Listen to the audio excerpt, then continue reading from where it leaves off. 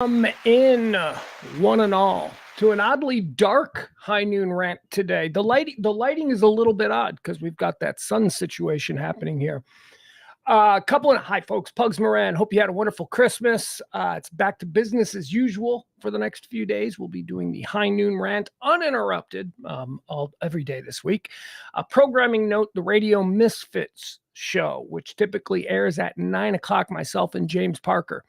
It's on a bit of a hiatus, so we'll have more details on that coming up. Let's say thank you to our chat room for showing up here today. I don't know what today is. I don't know if today is like, are people going to work today? Is this a bunch of people doing, out of their habits day? I don't know. I don't know what to expect, but I got a full show for you. Got a full high noon rant.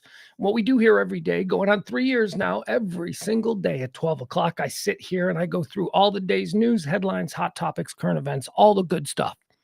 Whatever it is that, let's be honest, we should be aware of as we move blindly through this chaotic world. I'm going to give it to you. I'm going to give it to you in the next at least 2 hours. Or, I shouldn't say at least 2 hours because about 2 hours. I don't know how today will go because it's a slow news day. It's just it's not a slow news day.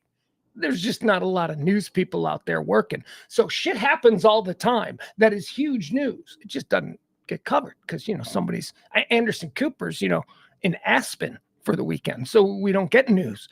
So it's a little slow. So we're looking at probably about a 90-minute show today. It's going to be 90 minutes of me. Oh, God, I know. How frightening is that? 90 minutes of me, no commercials, no songs, no breaks, no nothing. Just a stream of consciousness rant, hot takes on all the day's news. Not worried about getting in trouble. A lot of people, aren't you worried about saying something? I'm like, no, because I'm not an asshole. I stand by everything I say. Even in my ungoverned, unfiltered rants, stand by it. I'm not a jerk. Nothing I say comes from a position of malice or vengeance or anything like that. I'm just a dude who thinks a lot of other dudes are really stupid. So we're going to call them out on it. What else do I need to mention? Oh, yes. This show for the past 2.5 years has run exclusively on your gratuities. That's how we pay the bills around here. So every day when we get a good tipper, we like to make him the executive producer of the show. Today's executive producer of the show, Secret Santa. Somebody dropped $100 over the weekend, and they don't want to be named. And I just wanted to say thank you to them. Secret Santa is the executive producer. I also saw Rob. Rob dropped a little something. Thank you, Rob. But the $100. That helps. That helps in a month where we're gonna fall way short of our goal. This will be the second month in a row where we have fallen way short of our goal. Last Christmas we didn't fall short. Last Christmas we actually at the very end did well, but we're going to fall short of our goal. So yeah, if you guys want to help keeping this thing going, that's how to do it. All right. Thank you to Secret Santa and thank you to everybody else. Let's say hi to the chat room. We got Pete in there. Pete's a regular helper of the show. Thank you, Pete. We got Whitney. She is as well. Thank you, Whitney. Robert Reyes.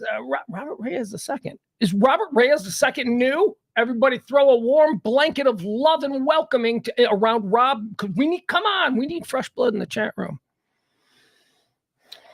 I'm just saying, we need to embrace these people. Leslie is in the chat room. Okay, all right. A little bit slow today, but that's all right. We'll get there. Let's see, what else do I need to mention? I'll tell you how the show runs. So the show runs in what I like to call 4 quarters.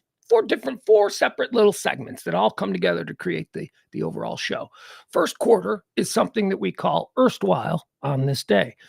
Excuse me, I'm still battling my allergies. Erstwhile on this day is where we take a look back at all of the events that have shaped our understanding of this day throughout history. Yeah, I know. It's the old this day in history, except it's done with a twist because it's being filtered through my crazy, chaotic brain. So I'll give you all the things that I think are important. Why? Why do we do this? Well, because we don't know what's happening in the coming hours. We are just all a bunch of blind mice running around trying to avoid getting hit by asteroids falling from outer space, whatever it is. So we look, we learn about the past in order to maybe give us a hedge on the future, to figure out what happens on this day. Should I be worried about earthquakes? Stuff like that. Because there are patterns. quarter two. Quarter two is where we go into birthdays. We talk about people who were born on this day, but only the cool people. I don't know, some of the a-holes too. If you're a significant individual who have made an impact on humanity throughout your lifespan, well, you'll get a mention, but ultimately we just decide if we think you're cool or not. Quarter three is the deads. This is where we get to stand in judgment. We talk about the people who died of this day, people of significance.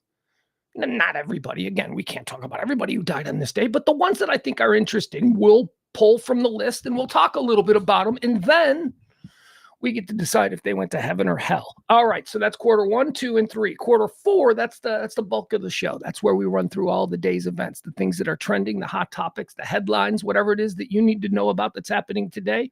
We do that in the fourth quarter. All of this takes about an hour and a half to 2 hours. It depends.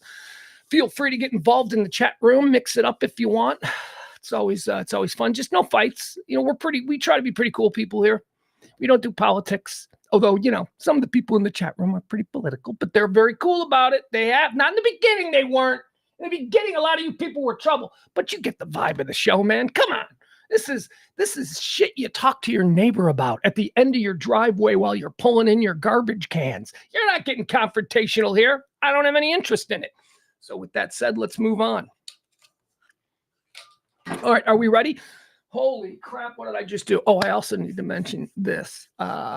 We do the show uninterrupted, right? So typically it's just me, blah, blah, blah, blah, blah, blah, for about 2 hours talking about the world. We're probably going to get interrupted today because the damn dog, you know the drill, the long timers know the drill. We do this show from the Comfort Nest Studios high atop the 1%er compound in beautiful Highland Park, Texas. The dog who patrols this compound, CeeLo, she's a bit of a troublemaker. CeeLo, typically when I do this show, she likes to be inside. She likes to hang out. She doesn't know what I'm doing. She just sees me sitting here screaming. She doesn't know. She knows I'm not talking to her. She doesn't know who I'm talking to. She doesn't understand streaming. CeeLo's outside. CeeLo's outside and she won't come in. You know why she won't come in? She won't come in because she's mad at me. Why is CeeLo mad at me, you ask? Well, because last night it got cold and she was up on the bed. She's not supposed to be, but she got up on the bed. I think she was cold. And she crawled under the blankets. And at some point, I must have hogged all the blankets and she had nothing. So she was just laying there on the bed. And I woke up to go to the bathroom because I'm a man in his 50s and that's just something we do. Woke up to go to the bathroom and I saw the dog shivering there. And so I grabbed a leather jacket. Now I have a leather jacket that I, have it's got a big rip in it. I can't wear it, out. So it was just laying on this beanbag chair next to the bed. And as I walked by to go to the bathroom, I took the leather jacket and I put it on her.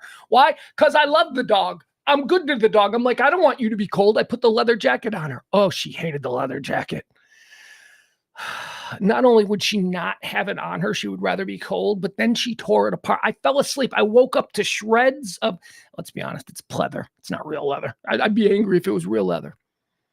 Yeah, we can't wear that anymore. Yeah, I used to wear the leather jacket sometimes when I got cold because I can't wear it out and it's kind of nice. It's got like a little fur liner.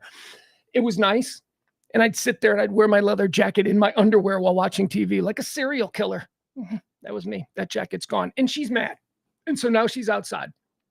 And part of her being mad means that she's going to interrupt the show. So I'm going to have to get up and we're going to have to do that. All right, folks, without further ado, what do you say we get in, quarter one? It's another thing that happens here on this stream of consciousness. I will occasionally have gastrointestinal issues because when you're just blah, blah, blah, blah, blah, blah without a break, things are going to happen. What do we got here? Oh, look at this, James. We got James. James is a new Facebook friend. James is in the chat room. Hi, James. Yeah, you got nothing but bowl games going on over there at the Freak. Maybe some of you folks want to come and hang out. That'd be awesome. We do this every day at noon, and we're going to get started here. I know we haven't gotten started right now. It's just a fat man yelling into a microphone, talking about his dog. What are we doing? All right, let's get started. All right, deep breath. We're going to roll through this. The stream of consciousness begins now. Erstwhile on this day, folks. Quarter one. Let's get started. These are the events that have shaped our understanding of what this day has been throughout time. On this day in 1919, Babe Ruth of the Boston Red Sox. That's right. He was a Boston Red Sox. Babe Ruth of the Boston Red Sox is sold to the New York Yankees by owner Harry Freese. This is the beginning of what was famously known as the Curse of the Bambino. Now, why did Harry Freese deal the Bambino to New York? Because although he owned the Boston Red Sox, Harry Freese was a big Broadway musical producer, and he had a musical that was bombing. It was just sapping him of all of his money. And a big patron of the arts in New York City was the person who owned the New York Yankees. And so they came to him and said, look, your show is bombing. You need money. Here's what we'll do. We'll give you this. Give me that fat pitcher who also plays the outfield. We'll take him. And that, ladies and gentlemen, is how Babe Ruth became a New York Yankee. On this day in 1941, U.S. President Franklin Delano Roosevelt, best president of all time, some say, signs a bill establishing the fourth Thursday in November as Thanksgiving. Look at that. Thanksgiving. See, is he the greatest president of all time? I don't know. Name another one who invented Thanksgiving. On this day in 1963, the Beatles, I Want to Hold Your Hand, and I Saw Her Standing There, break the American charts for the very first time, ushering in the era, well, known as Beatlemania. On this day in 1966, erstwhile, if you will, the first Kwanzaa is celebrated by, oh God, here we go. One of these names I got to be respectful about. You know, I don't want to, I'm not trying to be disrespectful. I'm just a kid educated in the Western world who's used to people named Bob. So, you know, when I'm forced to try and pronounce molecular, you know, I struggle. So let's try and do this properly. Kwanzaa first began in this country in 1966. It was celebrated by Maulana Maula, M-A-U-L, Maulana Karenga. Nope, that's Latin. That's probably not it. It's probably not Latin. Moving on, she was the chair of the Black Studies Department at California State, in Long Beach. So there you go. Kwanzaa. Happy Kwanzaa to you. And give you happy holidays. Here's the rule. You want to know the rule? Okay, here's the rule. Stop it, right? Because we're not divisive here. Stop it. Here's the rule. It all begins on Thanksgiving, okay? That is the kickoff to the holiday season. It begins on Thanksgiving, and on Thanksgiving, what you say to people is Happy Thanksgiving, because that's what day it is. Day after Thanksgiving, you say Happy Holidays. Then on Christmas Eve, you start saying Merry Christmas Eve, Merry Christmas. And on Christmas, you say Christmas. And then today, we go back to Happy Holidays because we're ramping up for New Year's. And then next week, we say Happy New Year. And I don't understand. Why is this so divisive? I mean, Merry Christmas. I mean, I get it. And you can say that too. There's no problem with saying Merry Christmas. Yeah, I got a problem with the people who got problems with people saying Merry Christmas or Happy Holidays. Why does it matter? It matters because we have no common enemy in this country. We don't. We got a whole bunch of things. We used to have the Soviet Union. Can somebody get the Soviet Union back together? We were a much better people when we had a common enemy. Now we don't know. We got a whole bunch of terror cells we hate. Half of them are in Idaho and Michigan. We don't know what we're doing anymore in this country. We don't have a common enemy. On this day in 1980, witnesses report the first of several sightings of unexplained lights near Royal Air Force Base Woodbridge in Rendlesham Forest, Suffolk, England. This is the British Roswell. Okay, so you know me, I'm an alien guy. I love the alien stuff. Oh my God, I was abducted. Anyway, more on that over beers. Rendlesham is a huge incident in the United Kingdom. I mean, a bunch of officers and stuff. So Rendlesham is an Air Force base in England. It was being managed by the United States Air Force at the time. And a couple of guards on watch at night reported in that there were lights over this clearing in the forest, and a bunch of other MPs came out there and they all saw it, and then they radioed in, and I don't know, everybody saw it. And then everybody went, that was weird. Moving on. That happened on this day in 1980. But it is one of the most well-documented.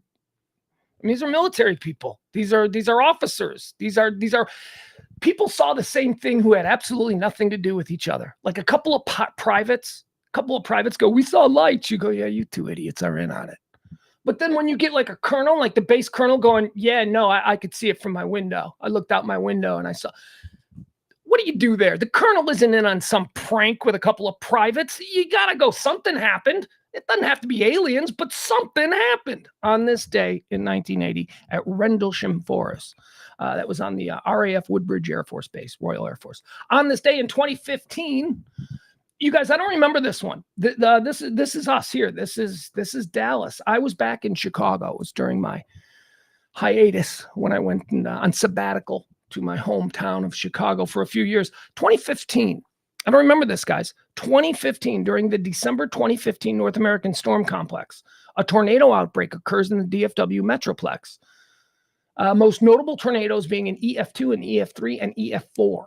About a dozen people died due to various reasons, 10 of which were due to the EF4, which did substantial damage to Rowlett. So my kid was here. I mean, I was in Chicago. This seems like something I would have remembered. Well, Godspeed. Hey, man, I was just thinking about this over the weekend. We had some wicked bad winds come through here, huh? It was pretty scary on Saturday night.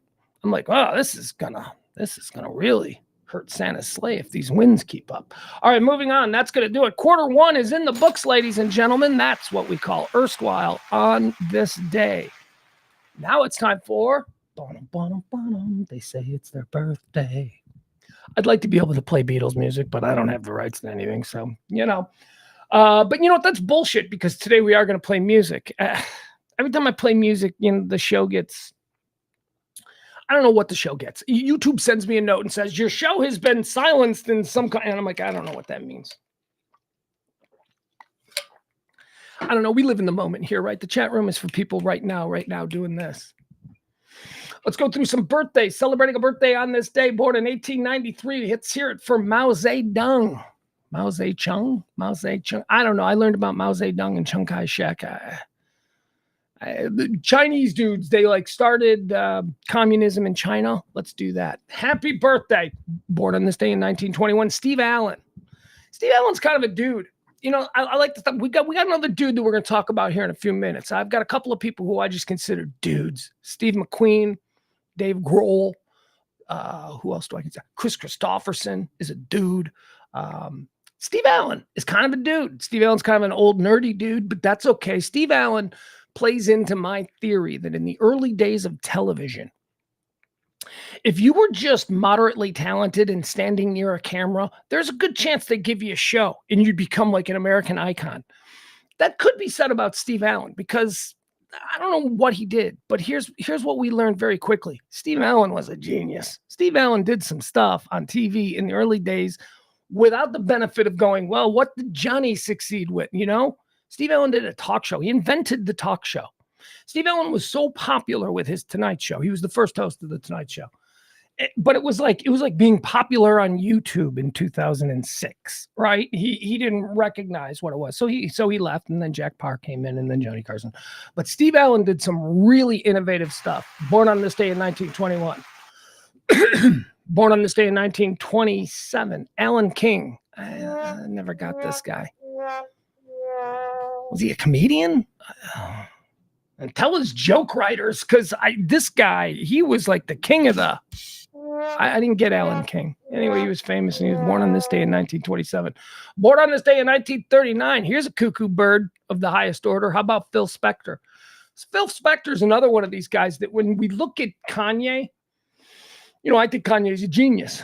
I do. I love his music. But when we look at Kanye, we go, yeah, a lot of times geniuses are people who are, especially in music, they're a little nuts. Phil Spector is a genius. What Phil Spector heard in his head and what he was able to then create in the studio, the wall of sound, he changed music. Phil Spector changed music. His style has been copied and duplicated so many times that we don't even recognize that he was the first to do it. Phil Spector, murderer, genius. Happy birthday. Born on this day in 1945, John Walsh, America's Most Wanted. Yeah, he went through a terrible thing with this kid. I don't like John Walsh. I think it's a terrible thing he went through. But I don't like John Walsh. I've met him a couple of times. I've interviewed him. He seems like kind of went through a terrible thing. He'll always have my heart on that. But born on this day in 1945, John Walsh, America's Most Wanted. Born on this day in 1947, let's hear it for Carlton Pudge Fisk. In my estimate, he's my favorite catcher of all time. Growing up, it was Bench, Fisk, and Boone. Oh, the dog's barking. I told you this was going to happen. All right, quick break. Got to be right back, okay? Dog's barking. Be right back. And I got to respond when the dog barks, because I got a neighbor who calls the police because she's awful.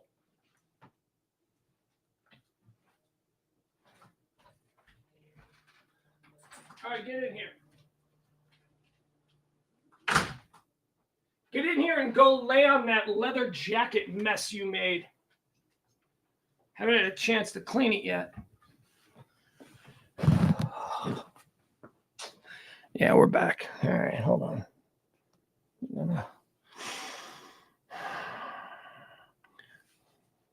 The dog just did exactly what I told her to do. I told her to go back in there and lay on her leather jacket mess, and she did it.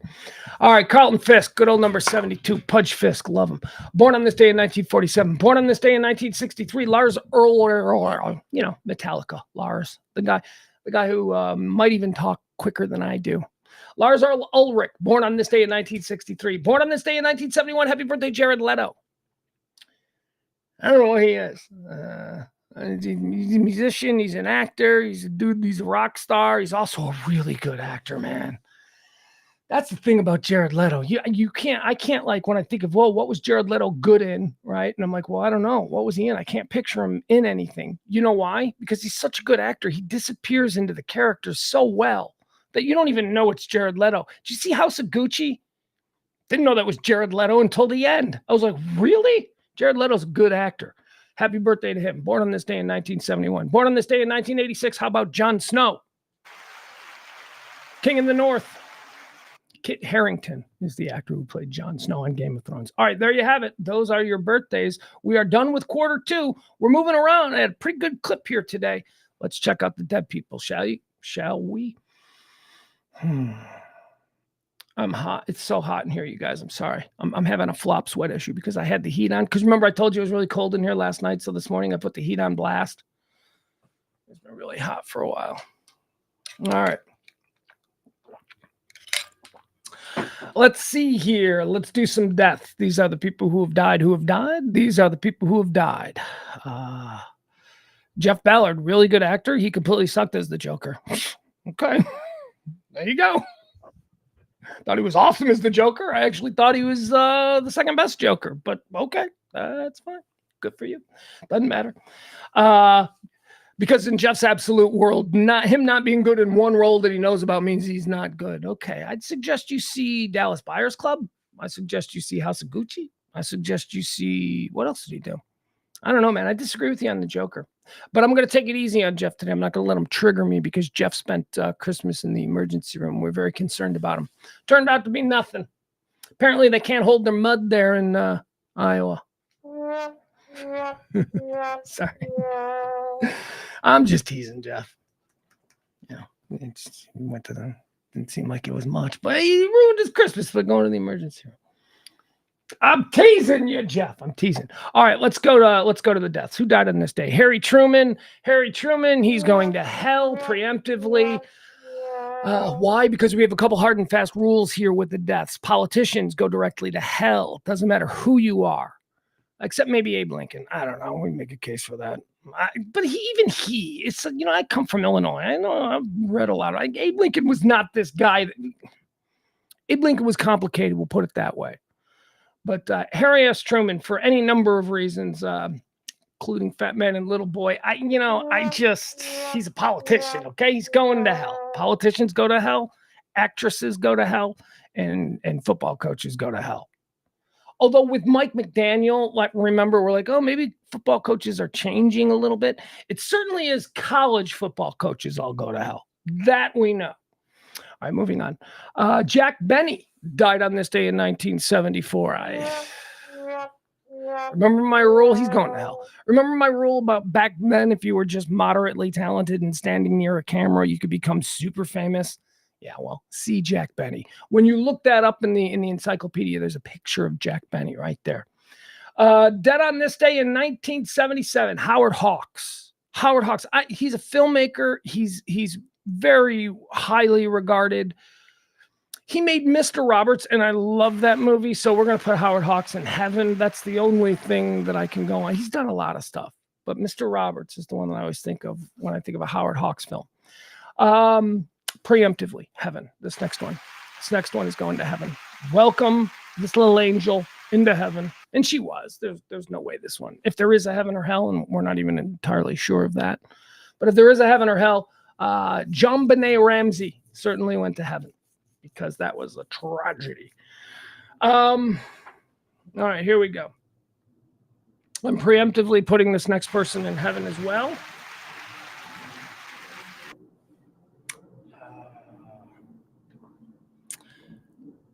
Here's why. We're going to blow out. Because on this day in 1999, a dude died. A dude who kind of epitomizes the phrase black famous. Because there ain't no white people that know this guy. The only reason I know this guy is because I'm from the south side of Chicago, where this guy was from and where he's a freaking god. But again, black famous. We're talking about the amazing Curtis Mayfield. Curtis Mayfield of the Impressions. Curtis Mayfield, a double inductee into the Rock and Roll Hall of Fame. And not like recently. Like he's been a double inductee for 24 years. Okay. Like back when there were a lot of deserving people that needed to go into the Hall of Fame and they were like, we got to get this person in. We got to get this person in. He was inducted twice. Not like now where it's like new kids on the block are up. You know, now, but back then, Curtis Mayfield started with the Impressions. He and Jerry Butler. This, right? I mean, ranked by Rolling Stone magazine as one of the 20 greatest songs ever written. People Get Ready, covered a number of times. But that's not all. They also, the Impressions, you know, all kinds of things. How many movies have you seen where you heard this song? It's All Right by the Impressions. Another Jerry Butler and Curtis Mayfield collaboration. Say it's all right. It's all right. Say it's all He's widely considered to be the godfather of soul music, which is a genre of music that is not entirely mainstream. Again, you know, urban America, soul music is big. What is soul music? Soul music is what made Ray Charles a star. Soul music is neither rhythm and blues or funk or rock and roll. Curtis Mayfield would go on, after leaving the Impressions, I think this is around 1970, to having a solo career that would also find him in the Rock and Roll Hall of Fame. Curtis Mayfield is most famous for his work in what was known in the time as blaxploitation. Of course, Curtis Mayfield had two nicknames. The first was the Gentle Genius. The second was Superfly. Took soul music to another level in the 1970s. His music, his riffs, his songs have been duplicated and copied. Here we go.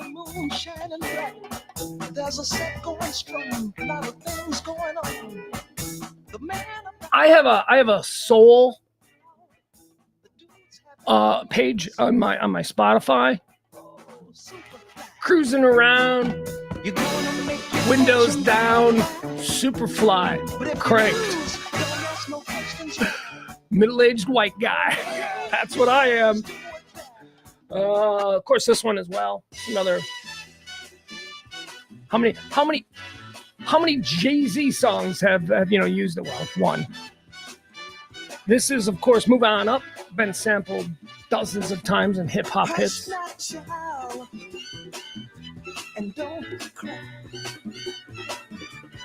Pusher Man was another big one. Quentin Tarantino uses a lot of Curtis Mayfield music in his films. Might sound familiar to you. Yeah, Peter knows. I'm your pusher man. No, Adam, non-black people really don't know who Curtis Mayfield is, but we're cool that you do. He is not a well-known guy. He is not. Gotta get into this now, because I guess Adam. All right, who should I call? Let me call. Who can I call?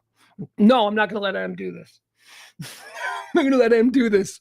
I'm not gonna let Adam Reyna derail me again, because he has so mastered the art of triggering me. Now we don't get to hear any more Pusher Man because Adam's like, no, all white people know Kurt. No, they don't, man. No, they don't. 1995, I think it was, doing a show in Brooklyn. And Curtis Mayfield, by this time, long established himself as an absolute icon of soul music.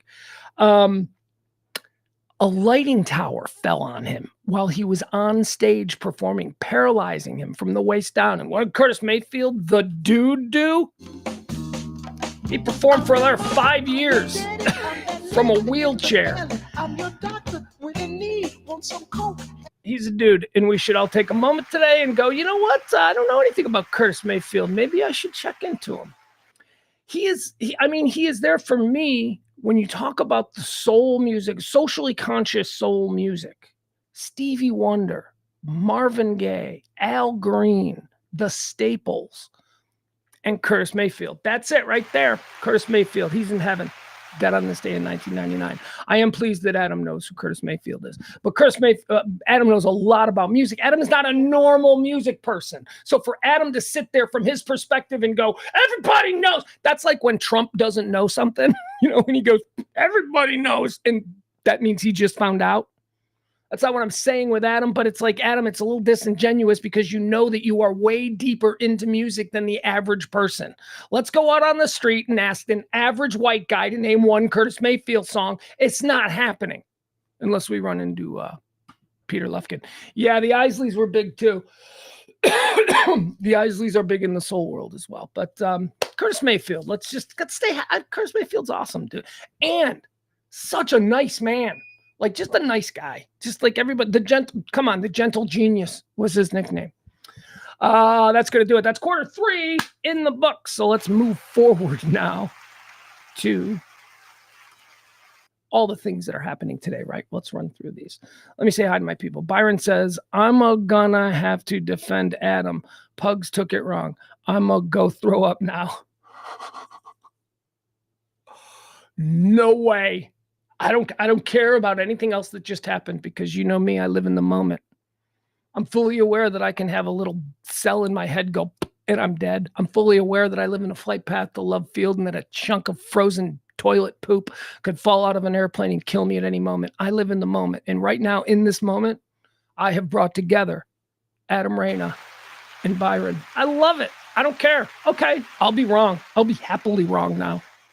Kumbaya, motherfucker. That is exactly what this show is about. I love it. All right. What do we get into? All right, let's get into Israel, right? Because that's how we start. We start every day for the last few weeks with some kind of Israel update. Benji Netanyahu, he's getting heckled by his people. His people are not happy with him. They want hostages back, and apparently there's very little movement on that. The Red Sea Houthis are ramping stuff up. We're full out war in the Red Sea right now. I don't think when was the last time the Americans were engaged in this level of naval militarism? I used to always say we don't need a Navy anymore. I didn't think we did. I was dumb. I'm dumb. Apparently we do. We need a Navy. I just thought the idea of open battle between battleships didn't seem very 2023, but okay. I guess that's what we're doing now. Protests are getting really out of hand. New York last night in Times Square, there was a big protest, broke out into a riot with police. Windows got smashed. People got arrested.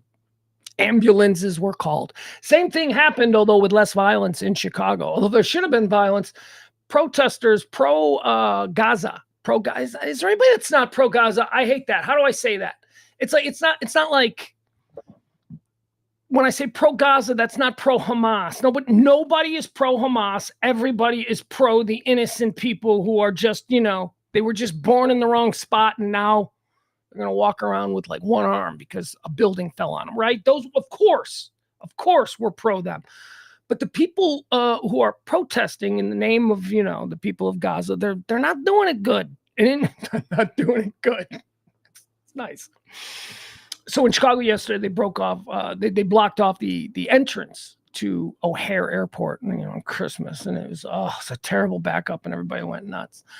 Also, there were protests happening out in front of the defense secretary's house and the head of the National Security Agency. So, Other than that, there's still war going on over there, and nothing has changed.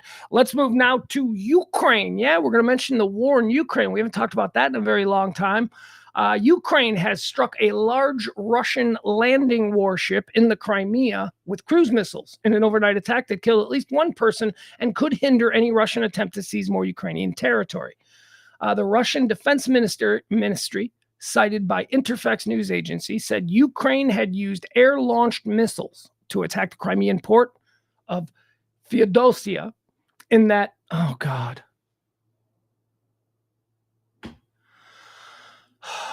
Kids in this part of the world must have such accelerated language skills. They're spelling, look at this name, Novoccherkaski. What? I'm not even going to try and pronounce that.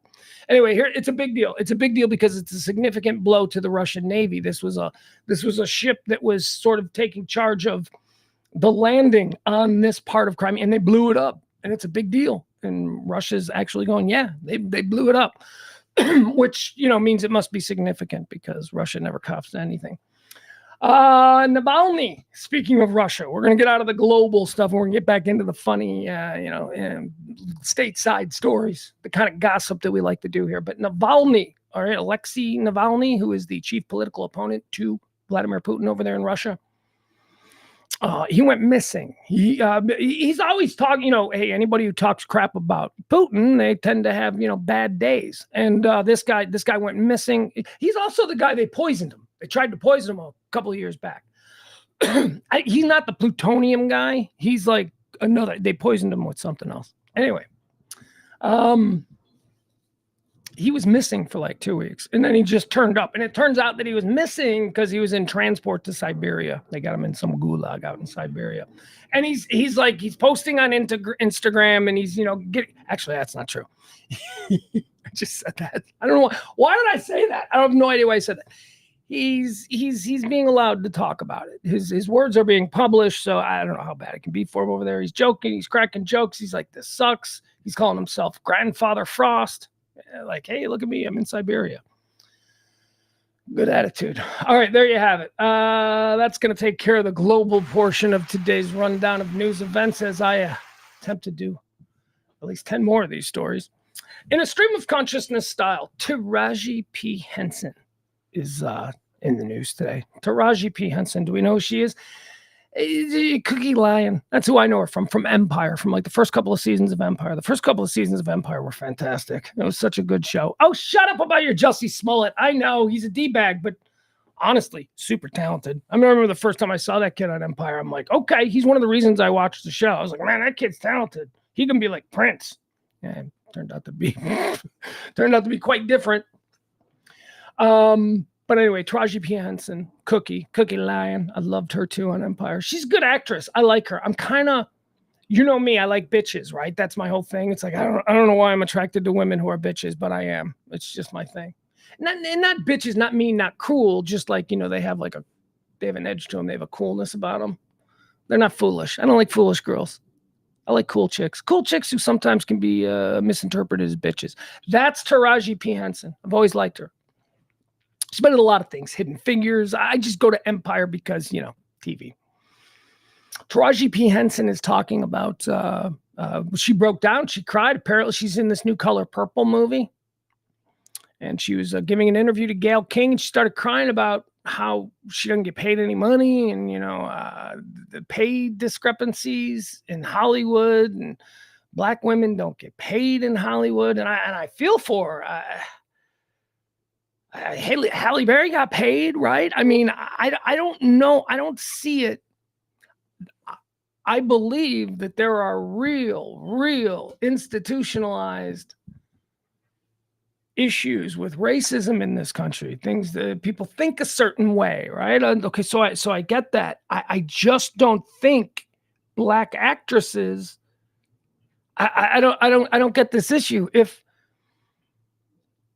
If a black actress is a big box office star, she'll get paid like a big box office star. I don't know what Taraji P. Henson is asking for. Like, what is her quote? She said she has to fight for her quote. Well, every actor who isn't named Brad Pitt or every actress who isn't named Scarlett Johansson has to fight for their quote.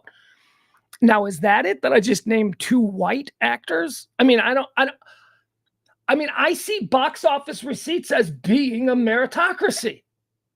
You earn that. You earn the money that you make. I don't know. I mean, anyway, I like her. I hope she gets what she wants. I think she's talented, but I think that people get paid in Hollywood based on ticket sales, based on box office. I don't know that it's racist. I do think that there was probably racist attitude among producers. Not probably, there definitely were. There were no black people in movies that didn't play servants or whatever until like the 1960s. Sidney Poitier, right? Harry Belafonte. These were like the first like black leading men, and they shattered ceilings. So that was a problem, but that was 40 years ago. I don't know. Anyway, hey, look, I just don't understand the lament. Kanye is also trending today. Kanye's trending because he's apologizing to Jewish people. Kanye just the other day, I don't know if we played it on the rant, but Kanye reemerged after being gone for a while. Remember, he did the whole Adidas Nazi thing, and then he disappeared, and we didn't hear anything from him. And then he popped up like a couple weeks ago at a listening party where he was videotaped ranting about Hitler and Jesus and him. Like, that's like me, Hitler and Jesus. I'm like, what? Keep Jesus' name out of your mouth if you're going to be, lumping him in with Hitler, for crying out loud. So he did that. And it's almost like nobody noticed. It was, I saw it and I was like, oh, geez, this guy is just right back at it. But it didn't really get all that much attention. Well, apparently it did in some circles, because Kanye is now apologizing for that. Kanye West apologizes to Jewish community with Instagram post in Hebrew after years of anti-Semitic outbursts. All right, what was he saying here? Kanye West returned to Instagram after a months-long absence to issue an apology in Hebrew to the Jewish community after years of anti-Semitic statements. I sincerely apologize to the Jewish community for any unintended outburst caused by my own words or actions. Bullshit. Unintended? You said me, Hitler, and Jesus. We're you're the Holy Trinity. You're including yourself and Hitler in the Holy Trinity. Screw you, man. You apologize to Catholics too, you D-bag. I sincerely apologize to the Jewish community for any unintended Just make another song, dude. Stop talking. Make another timeless banger. It was not my intention to hurt or demean. I deeply regret any pain I may have caused. We'll see. We'll see if that's true. Time will tell. It was not my intention to hurt or demean, and I deeply regret any pain I may have caused. I am committed to starting with myself and learning from this experience to ensure greater sensitivity and undertaking in the future.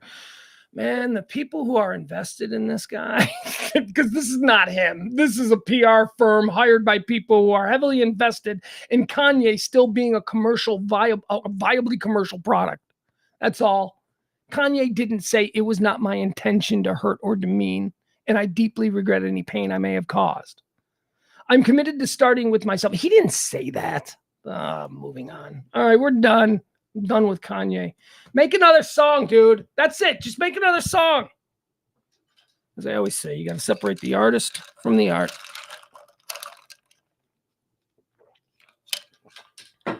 This chaotic spin on this big blue marvel is barely tolerable without art. Creativity, things that blow your mind. Kanye, go do that. Stop talking about people. Here's a Christmas story out of Houston, which is weird and dark and spooky, but we're going to talk about it anyway. So this Harris County, a dude drove a car through a house. Dude is in a car. Well, I'll read you the story and then we'll break it down, because you know me. Sometimes I get facts wrong and then people run with that, and then suddenly I'm the guy. Let's go. Harris County, Dateline. A man is in the hospital charged for allegedly killing his passenger in a high-speed intoxicated driving crash in Northwest Harris County early Thursday morning. Oh, this happened Thursday morning. I'm sorry. Should have been on it Friday. Investigators said the driver identified... in the hospital tonight charged with killing his passenger in a high-speed crash in northwest Harris County. Investigators say... That was weird. I mean, I suppose we could just listen to the news report. Investigators said the driver has been identified as Daniel Alexander Rodriguez Olivares. Woo! That's a heck of a name right there. That's a big one. They run out of room on the birth certificate. He was going so fast that he drove over a culvert and cleared an entire bayou. Well, these must be Houston words, because I kind of know what a bayou is. I don't know what a culvert is. The crash happened at around 3 a.m. Thursday in the 5400 block of Kilo Drive near West Montgomery Road. Harris County Sheriff's deputy said Rodriguez Olivares was speeding in his 2016 BMW 340. Ooh, nice. Okay. Probably leased. Oh, wait. It's 26456. It's a 7-year-old BMW 34. It's not leased. He bought it used. Probably. I don't know. Nobody with a payment is going to be this reckless with a car. That's not true. 3401 westbound Kilo, when he ramped a culvert, launched into the air, cleared the entire bayou, and kept driving. Officials estimated the bayou was about 50 feet wide. When the car landed, the driver lost control, slammed into a tree, and flipped over in the front yard of a home. The female passenger in the BMW was believed to have been killed instantly. Surveillance video shows the car's headlights still going moments before it crashed into the front yard several feet down the road, leaving a path of damage along the way at nearby businesses. Rodriguez Olivares, I get more fancy with my pronunciation as I get more comfortable. Rodriguez Olivares survived and somehow broke a window at the home and entered, startling the two adults who were inside. The couple told ABC 13 that Rodriguez Olivares said he was covered in blood and calling out for help and forgiveness from his mother. They called 911, and when deputies showed up, they found him passed out in a bed in one of the guest rooms. Oof. Well, there you go. It's a way to be woken up on Thursday, huh? Merry Christmas. Good job, Rodriguez Olivares. Let's see, what else do we have here? Oh, here's an interesting little thing, a little fun fact for us this Christmas. I found this list of the loneliest states. It was trending yesterday. And I thought, oh, isn't this a Christmas spirity kind of thing? All right, so we're going to look here. Yeah, I'll pull it up. Let you guys see it too. Why not? These are the loneliest states. Hold on. Sorry, I'm having a little trouble here. I always have trouble. All right. Boop, boop. Here we go. Let's check this out. All right.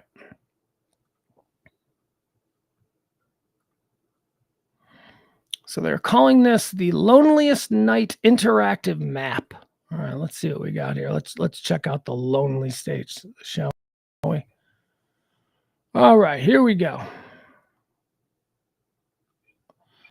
So so we see this. All right, so we see now it's interactive, it's futuristic. So let's see what Texas is. Let's start here in Texas.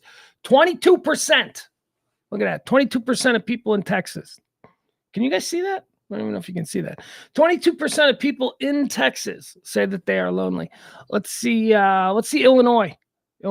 25. One quarter of people in Illinois say they're lonely. All right, let me quickly see what like the least lonely states are. Like I would imagine, or the loneliest states, right? So I would imagine somewhere up in this area. Nope. 21, 20, 29. Idaho. So far, Idaho is the loneliest. Washington. No. 45. Holy crap. Half of Oregon? Are you kidding me? Half of Oregon describes themselves as lonely. See Nevada. I bet there's a lot of 35. That's a big one too. So Oregon is 45, 35, 35 and 40. 45 and 35 are the highs. Anybody else? 33. And North Dakota 21, 13, 21. 20. We're pretty good in Texas. Louisiana, 30% in Arkansas, 13%. Look at this. Now I think these are the lowest ones. I saw this earlier. Mississippi, 13%. Nobody's lonely in Mississippi. Tennessee, 12%. All right, there you go. There's your loneliest states. Nobody cares. 45%. Half of Oregon is lonely? Good Lord, y'all. That sounds, I feel like I want to go, let's go up to Oregon and just hug people at the airport. Let's just say, you are loved. You don't have to be lonely, my guy. Tavis is trending. Tavis, that's of course the name that I've coined for Taylor Swift and Travis Kelce that absolutely no one has picked up on. But that's okay. I'm going to make it happen. Tavis. Tavis is trending because apparently the Chiefs suck since Taylor Swift. 3-5? What so, here, let me see if I can find this. Taylor Swift was again at the Chiefs game, and the Chiefs lost yesterday. Did you see the picture of Taylor Swift comforting the Mahomes girl? I hate this for the Mahomes girl. I really do. Here, we'll show you this picture. I'll tell you why. Okay. They're calling her Yoko Swift, which, you know, I don't think any Taylor Swift fans get that reference, but okay. Here, let me see if I can get this right. There we go. We'll show you this. Boom. So this is a picture that's got a lot of people, all up in arms. So that is Taylor Swift with her arm around Brittany Mahomes. And I'll tell you why I hate this. Because Brittany Mahomes was kind of like the queen of Kansas City. And she was, everybody, oh, Brittany Mahomes up there. Like she was basically the Taylor Swift of Kansas City. She was like important. And then Travis Kelce started dating Taylor Swift. And well, we all know, and nobody counts other than Taylor when they're in Taylor's wake. So she kind of took it. Was interesting. Like I'm thinking, I wonder how Brittany Mahomes is gonna handle all of a sudden Tay-Tay showing up and stealing all her thunder and being the prettiest girl and all that. By the way, I don't think Brittany Mahomes is all that pretty. Not my type. I should just say not my type. Taylor Swift definitely my type. Whose type isn't she? Actually, that's weird. I've seen a lot of dudes like, she ain't hot. And I'm like, you ain't straight. I don't. So here's the picture. And I hate this for Brittany Mahomes because you know that on some level, Brittany Mahomes, here was her two options when Taylor Swift was introduced into the Kansas City Chiefs family equation. Brittany Mahomes was like, I'm either going to be her enemy and I'm going to be mean girl and we're going to be like mean girl with each other. Or she's going to be my best friend and I'm going to be able to go around saying I'm not only married to Patrick Mahomes, but my best friend is Taylor Swift. I hate that for her. I hate that she's so irritating, Brittany Mahomes. Patrick seems really cool. Opposites attract, I guess.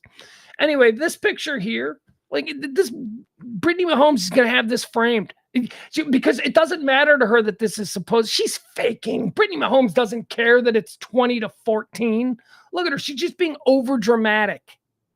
You don't care. She cares. She wants to win, but it's not like, I need to be comforted by the biggest star on the planet. Ugh, I hate these people. All right, there you go. I also don't understand the hatred for Swift. I don't get it. She seems delightful. She seems like a nice girl. She doesn't seem like a problem. She's not out there Kathy Griffining it up. She's not you know what I mean? She seems fine. She's attractive. She's super talented. Not my kind of music, but I can see, I'm like, geez, she is prolific as hell.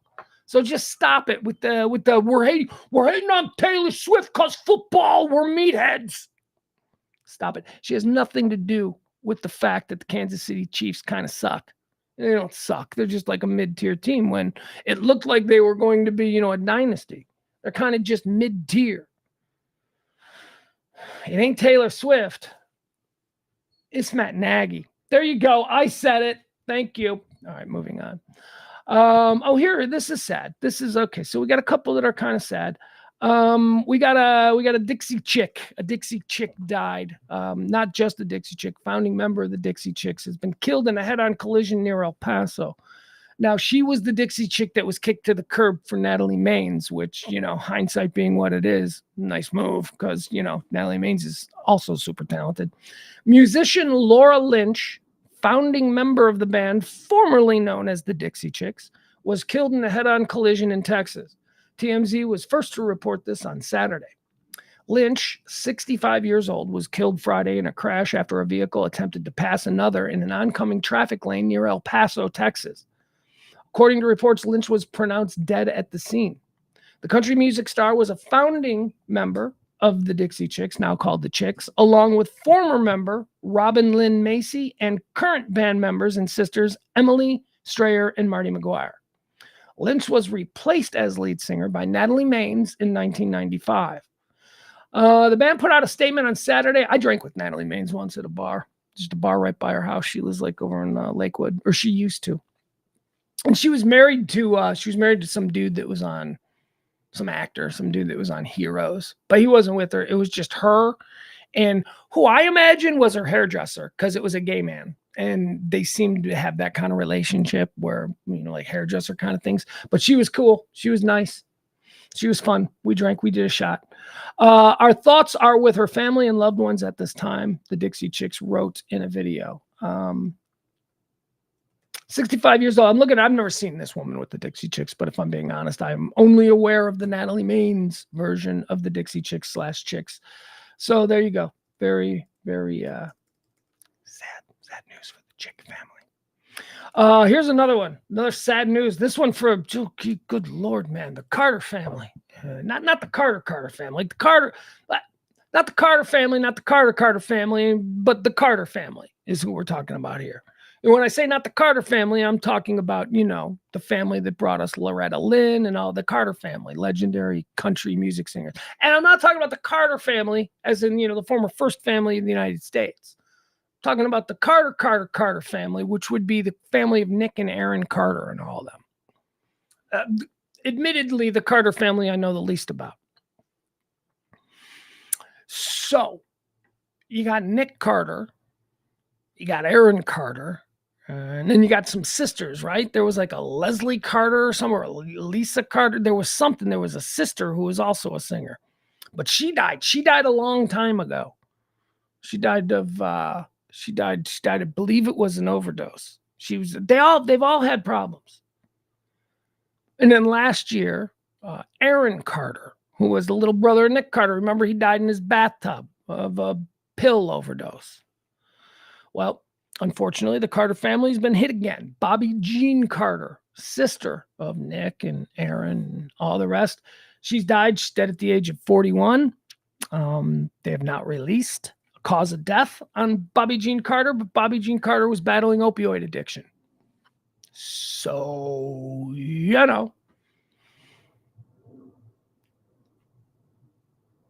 think of the parents. Three of your kids have now died of pills, have now died of opioids, one in 2012, one last year in his bathtub, and now 1 year later, Bobby Jean.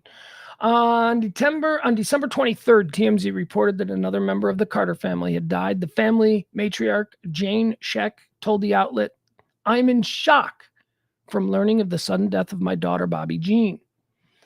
It says, here's what you need to know. Was she a singer or something? What did she get? Was she in the family biz? The mother continued, "I will need time to process the terrible reality of this happening for the third time. Bobby Jean was one of 5 full siblings, and now she is the third to die. Aaron, who competed on season 9 of Dancing with the Stars with partner Karina Smirnoff, died in 2022. And it was Leslie. Sister Leslie died in 2012. That's terrible. I mean, I don't know anything about this family. I know the jokes we used to all tell, right? Like they're like, this Florida panhandle trailer park family who like suddenly became famous, and they're all super attractive, and they all have some talent, But that's terrible. That's terrible. 3 kids. All right, moving on. Enough with the deaths. Enough with the sad death stuff. Here is a story that I'll do here because it's trending here today, and I was fascinated by it. We're going to do this. We're going to do this on the Freak Morning Show. By the way, the Radio Misfits will continue hosting mornings on 97.1 The Freak starting tomorrow, Wednesday, Thursday, and Friday of this week. So waking on up early and come join us if you will. But this is a story we're going to get into. I want to maybe tomorrow, maybe Thursday. I don't know, but I want to get into this. Stay at home girlfriend trend. This is the thing. This is apparently it's all. I've seen the videos on TikTok. I've seen the YouTubers. I've seen stay at home girlfriends are a big thing among young girls now. Not young girls, but young women we should say. Young relationships. It's normal for, I mean, I've lived with women. I've shared apartments with women that I was in relationships with that I wasn't, that were my girlfriends, that kind of thing. They always had a job. They always paid half the stuff. Stay-at-home girlfriend. Now, I don't want to talk too much about it because I want to get into the weeds when we do it on the Freak Morning Show. But this seems to me to be some kind of generational pendulum swing from the idea of feminine. I don't know what feminism is now to a 20-year-old whose brain has been Kardashianed. I don't know what being a strong, independent woman is. If there is a generational swing back to the idea of women being comfortable with being housewives and raising children and all that, great. To each their own. I don't have a problem with that. I think that's wonderful. If you're in a situation where one income can get you everything that you want, then that's fine. Personally, I don't think I could be I think I'm only attracted to women who are driven and are accomplished, and like that. And that is not to say that a housewife isn't driven or accomplished. I like career women. That's just something that I'm into. So for me, I don't see me ever having a relationship with a woman who's like, but I'm past that anyway. I'm not raising kids anymore. So, but this idea that a stay-at-home girlfriend, like if I was in a relationship with a girl, if I got into a relationship and started dating somebody and they floated the idea of, well, why don't I just stay at home all day and, I'll cook and clean. I'll be like, I don't want that. No. Well, first of all, we're living together. We're going halvesies on stuff. And then even when we're married, I mean, every time I've been married, well, that's not true. Because my son's, it was a better situation with my son's mother. And she was allowed to, do, she worked, she worked when she, it wasn't like we needed the second income. We did towards the end, but not through the bulk of the relationship. We had babies and stuff. So trust me, she did her job.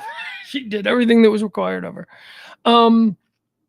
But even to that end, she's an incredible, I mean, in her current life, she's an incredibly accomplished businesswoman, an executive with a very big company. I'm very proud of her. She should be proud of herself. But that's what I've always been attracted to, somebody with that kind of capability.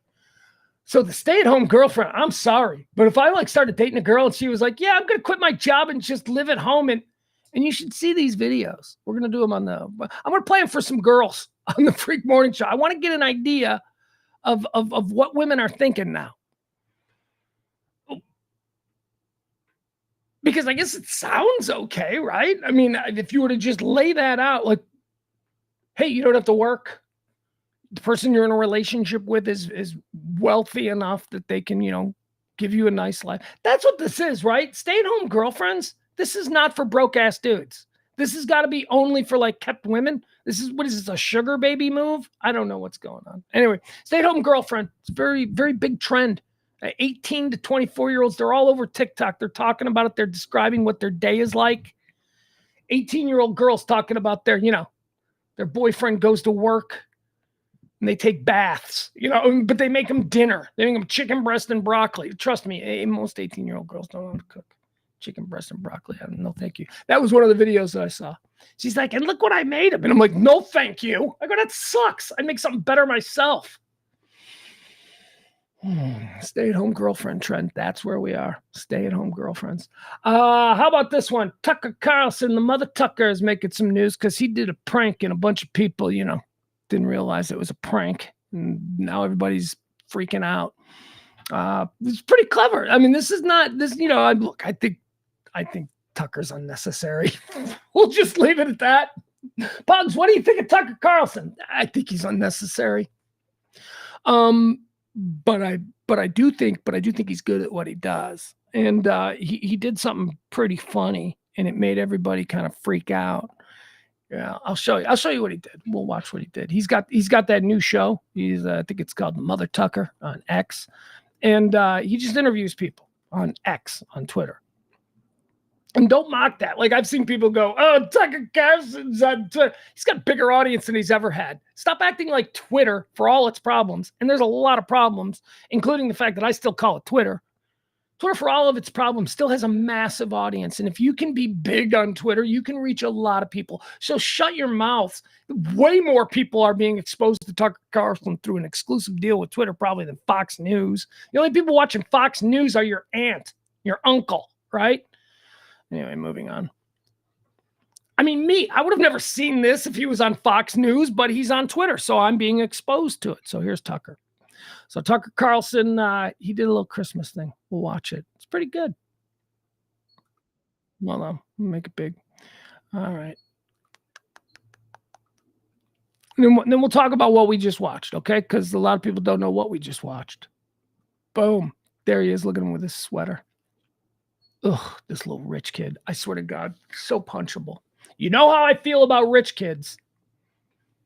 You're looking at the prep school bully who was reared with all the luxuries and all of the advantages of being the heir to the Swanson frozen food empire. Yeah, that's who this little son of a bitch silver spoon rich kid is. Has not even begun yet, and it does seem like the presidential race is effectively frozen in place, if not over. We know who the candidates are. It's too late for another to get in. Some have already dropped out. But is it too late? Is there anyone in this country of 350 million people who could jump in at this late date and re-scramble the calculus of electoral politics? Well, there may be someone, and in fact, you already know him. You know his face. And the question is, will he get in this cycle? And that's my question for you. Well, that's really a decision for the people, Tucker. It's not something that I really think about or want to do. And Merry Christmas to you, too. But all right, so what we have here, if you haven't noticed, Tucker Carlson with, yes, that was the actor Kevin Spacey. Notice he never says Kevin Spacey. And he also never says Frank Underwood, because that's what we're watching here. Kevin Spacey, over the last couple of years, every Christmas has done a weird Frank Underwood video. This is just the latest weird Frank Underwood video. Kevin Spacey did not announce that he is running for president, although a number of disingenuous news sites will fly that headline today. I've seen it multiple times myself. Kevin Spacey did not go on Tucker Carlson and announce that he's running for president of the United States. It's called satire, you dummies. You people who don't understand what satire is, it's when something that looks like it could be true is obviously not true. This is not Kevin Spacey being interviewed by Tucker Carlson. This is Tucker Carlson in a fantasy world interviewing Frank Underwood from the television show House of Cards. This is the character of Frank Underwood, not Kevin Spacey. So now listen to what he has to say. This is him speaking as right-wing conservative South Carolina Speaker of the House, Frank Underwood. This is not liberal, weird, lefty actor Kevin Spacey. And yet people watch this and they go, Kevin Spacey's really changed. And he might have, because he completely got run through the woodshed, right? So maybe now he's saying, well, what if I went MAGA like Roseanne? All these other people who have been, that might be part of it. But that's not what we're seeing here. What we're seeing here is satire. He is portraying Frank Underwood. He never says, my guest is Kevin Spacey and he's running for, no. He specifically and deliberately never says the name, because we're supposed to go, oh, is it Kevin Spacey or is that Frank Underwood? It's Frank Underwood from House of Cards. I've always believed that nothing should be off the table in life or in art. I think we could both agree that we need to get some adults back in the room. So if that means taking on the chief executive role, well, that's a sacrifice I'm willing. Also, Kevin Spacey does not have a South Carolina accent, but this guy does, because it's a character. To make for this great nation. Adults in the room, I love it. I could see it as a bumper sticker. Is that your campaign slogan? Well, that's not a bad idea. Look, I think first our country needs to stop apologizing and stiffen up. I mean, look, we got so many people running around with so many different issues like gun control, important issue. But let's be honest. The truth is, more people are killed by online trolls every day. It may be true, actually, but then they're protected by the First Amendment. They can say whatever they want. You believe in the First Amendment, I assume. Of course I do. Look, people spewing ridiculous ideas is nothing new, and they should always have that right. But the problem is, somewhere along the way, we started listening. And we should remember the salient words of Benjamin Franklin, who said, "Do not believe anything of what you hear and only half of what you see." And he wasn't telling people to stop talking. He was telling us to stop listening. So let's stop blaming bots and college kids and start telling leaders what leadership really means. I love it. But how do you do that? Well, how, this Frank? country is mired in so much contradiction and confusion. We don't even know how we can help anyone anymore because we can't agree who needs help. I mean, what doesn't come with a trigger warning these days? I mean, Tucker, we are far too close to having a beanbag chair in the Oval Office. We coddle to everybody. Okay, you think you're a rabbit, that's fine. But let me tell you something. You sure as hell aren't going to see someone walking through my White House in bunny ears and a tail unless it's Easter. Well, amen. But how do you think we got here in the first place? Fear, fear, and then some more fear. That's been the consistent theme, fear. And that's why I'm going to keep saying we need to get some adults back in the room. Sounds like you're running. If you did run, I assume it would be as an independent. Well, I've always been independent my whole life, no matter what my party affiliation, even though at the moment I don't quite recognize my old party. So at what point would you get in if you did? Well, I think there's time. I've never been afraid to show up a little late for the demos. But lots of people want to be president. All right, that we don't need to do any more of that. But man, oh man, again, separate the art from the artist. Here's what I know about Kevin Spacey. He's an a-hole. Everybody hates Kevin Spacey. Like, even before all of this stuff went down, he was like one of the least popular people in Hollywood. He's a jerk. He's a jerk. He's arrogant. He's condescending. Yeah, he's all of these things. Damn, do I love the character of Frank Underwood. I love, after the whole thing went down with Kevin Spacey, I went and re-binged House of Cards from season 1, episode 1. And yeah, it did. It fell off a cliff after the second season. Actually, it fell off a cliff, right? It fell off a cliff when he pushed Zoe in front of the train. Anyway, but it's still a good show. It still has its moments. And the character that he played, Frank Underwood, the guy that we just heard there, those weren't Kevin Spacey's opinions. That's how Frank Underwood talked in House of Cards. And I know what a lying, deceitful, corrupt, crooked individual Frank Underwood was. But damn it, he could make a stump speech. And I would vote for that shit. I would vote for that shit. Common sense. None of that left anymore. All right, let's see here. Last thing we're going to do today. I'm sorry, folks. I know we're running about. It's going to be about a half hour short. Got a lot of stuff to do, but we're going to do shows every day this week. I promise you. And thank you. As long as you people are willing to show up in this chat room, I'll give you something. I want to go through this list because it's a terrible list. And what do you know about me? You know 2 things about me. One, incredible judge character. I can size you up in a minute. I'm very good. How do I know this? Because any number of people that my friends have gotten involved in that I've said, yeah, I don't like that guy. They've turned out to be bad guys. I've always been good at it. 2, what else am I good at? And these are the only things I'm good at. 2, mini golf. I'll smoke you in mini golf. I don't care who you are. Let's go. Let's do it. Let's throw some money down. I will smoke you. Can't golf. I don't know how to golf. No, but I can play some mini golf. Don't know how I got good at it, but I am. Hole-in-ones, you come to expect those when you're as good as I am at mini golf. Windmills, they don't scare me. Let's roll. The other thing that I'm good at is pizza. I know pizza. I'm a pizza expert. That's it. Those are the 3 things that I'm good at. Pizza, mini golf, and being able to tell if someone's probably an a-hole or not. I can tell those things. So they put out a list of the 10 best pizza restaurants in Dallas, which, when I read that headline, I laughed because pizza in this town sucks. Now, I know if you've lived here your whole life, right? It's like me. I completely get it. I used to think that we had good Mexican food. I thought we had good Tex-Mex. I thought we had good barbecue in Chicago. We don't. It's terrible. I came down here, and within a month, I'm like, holy crap.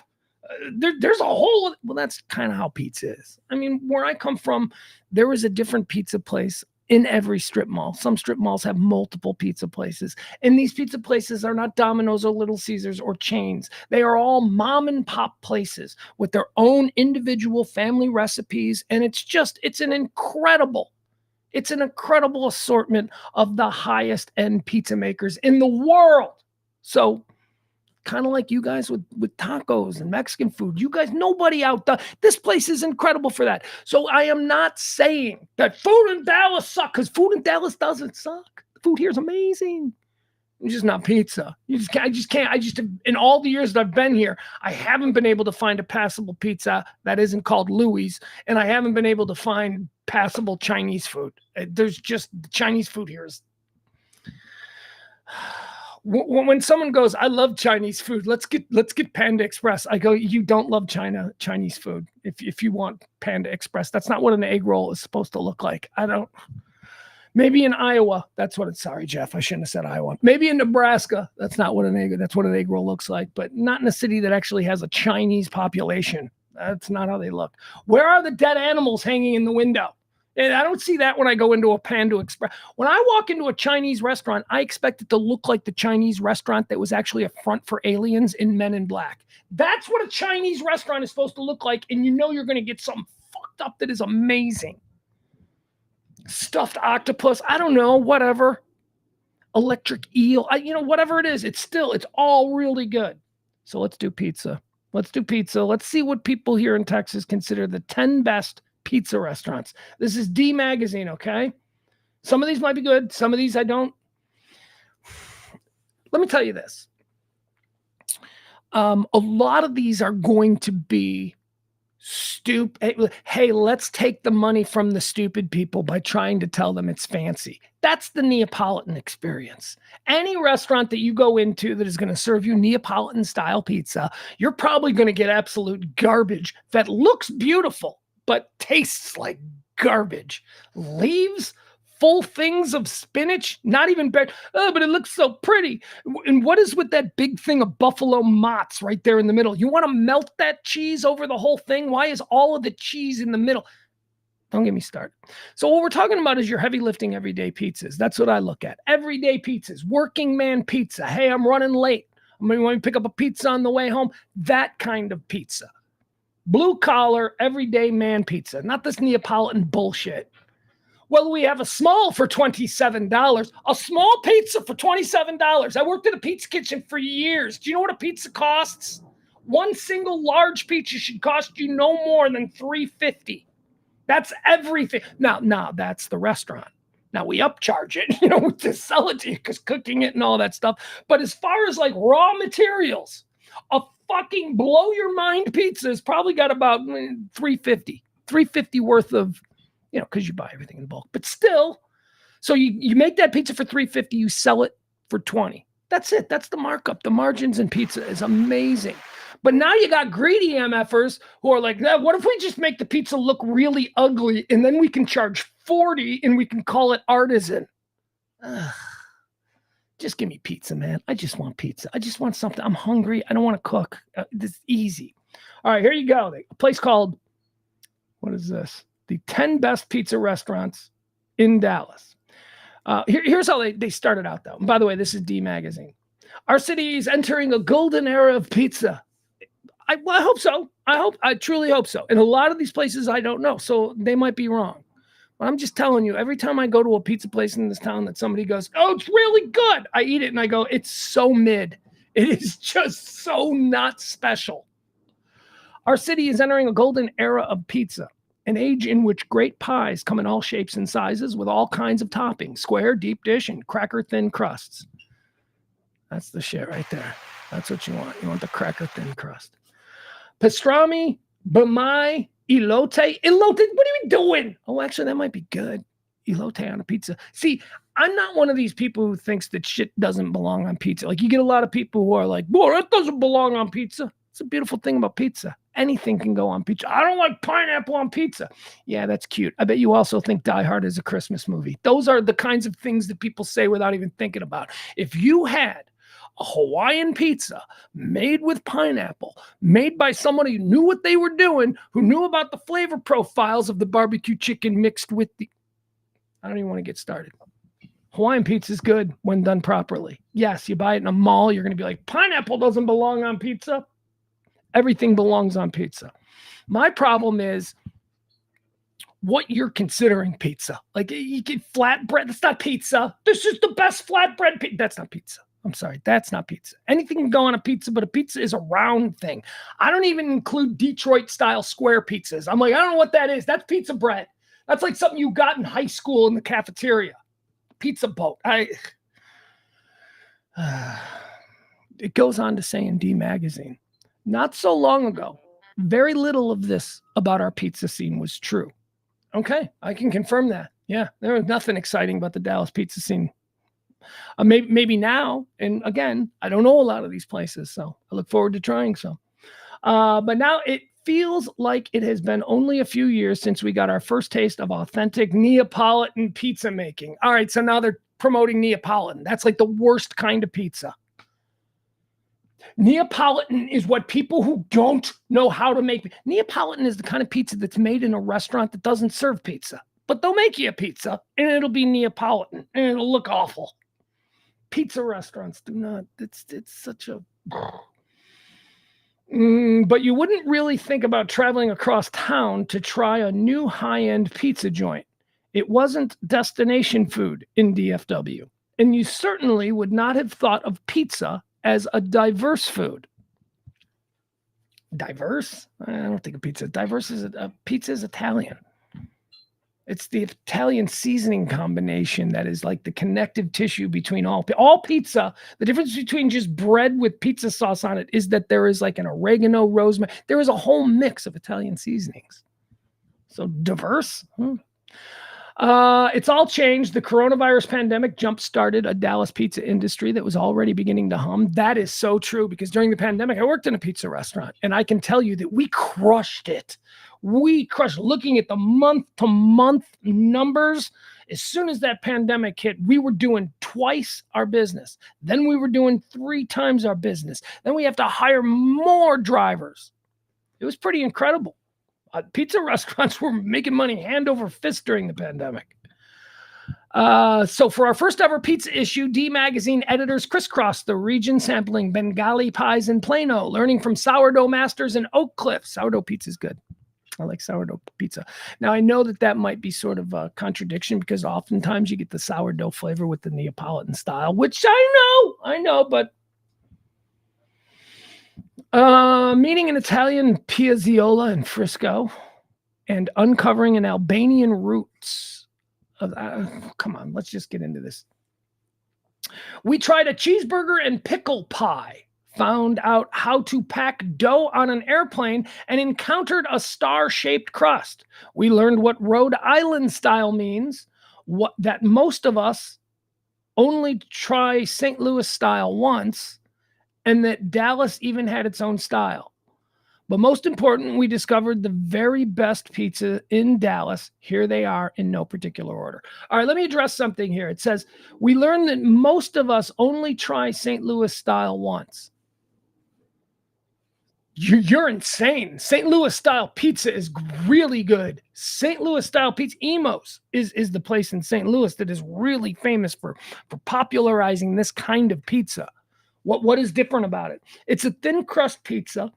It's a tavern style pizza. It's got a sweet sauce, and the cheese is a cheese called Provel. So it's a different kind of cheese on St. Louis pizza. I think it's delicious, but whatever. I like almost all pizzas as long as they start from a tavern style base. All right, here we go. We're talking about a place called Baonecci. Bonecci. I'm going to say that. I'm going to call it Bonecci. It says, from the outside, you'd guess that this place earned a reputation as one of the best Italian restaurants in San Francisco. All right, this is on Preston Road. It seems fancy. The pizza that they're showing me looks like garbage. Let's pull up these pictures so you can look at these garbage pizzas. Hold on. I want pizza. I want good pizza, though. Louis is a little expensive. Yeah, when I get pizza, I've trained myself. I now just get like Little Caesars, $10, whatever. It's fine because even bad pizza is good pizza. I am not saying that, that stuff is bad pizza. What I'm saying is that there is such an art to really good pizza, and it doesn't have to be expensive.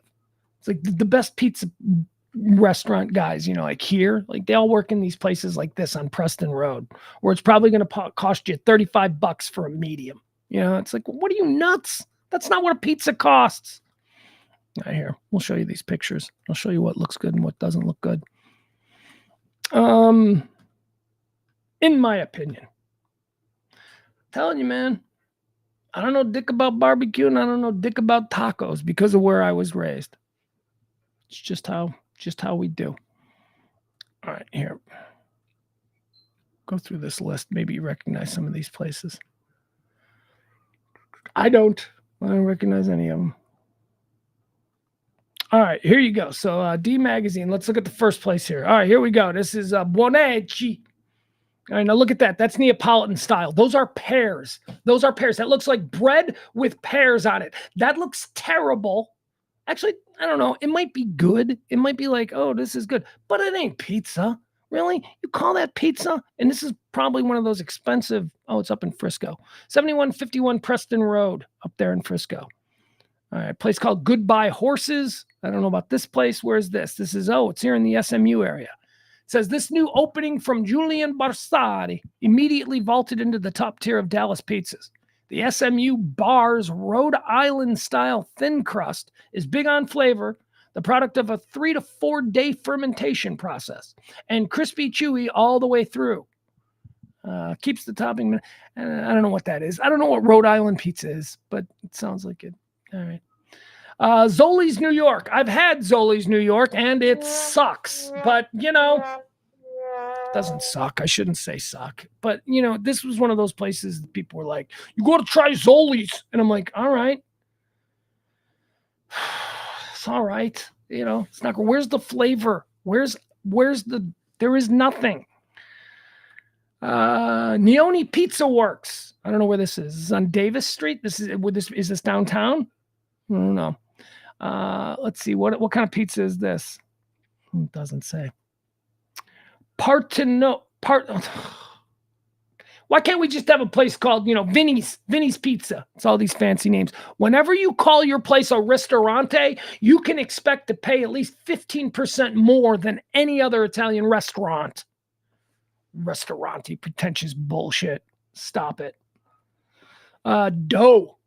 Oh, look at us. We're being ironic. We're calling it's a minimalist name. It's called Dough. Let's see what this place is. This is in Plano.